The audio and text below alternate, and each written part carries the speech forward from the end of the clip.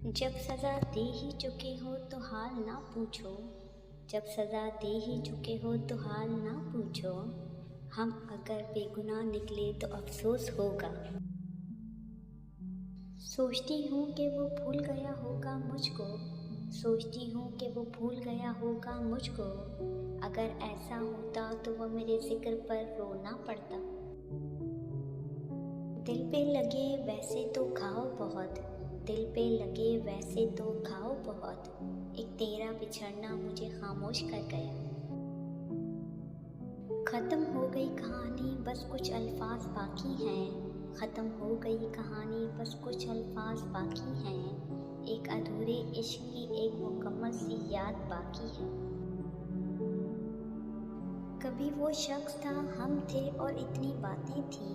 कभी वो शख्स था हम थे और इतनी बातें थी। अब वो शख्स है हम हैं और एक खामोशी है। वो वाकिफ़ थी अपने घर की पाबंदियों से। वो वाकिफ़ थी अपने घर की पाबंदियों से। उसने फिर भी मुझे अपनी मोहब्बत में मुब्तला किया।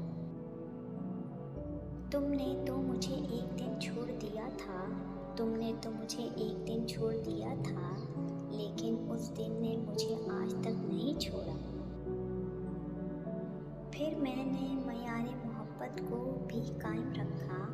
फिर मैंने मयारे मोहब्बत को भी कायम रखा। उसे चाहा पर उसे पाने की ज़िद नहीं की।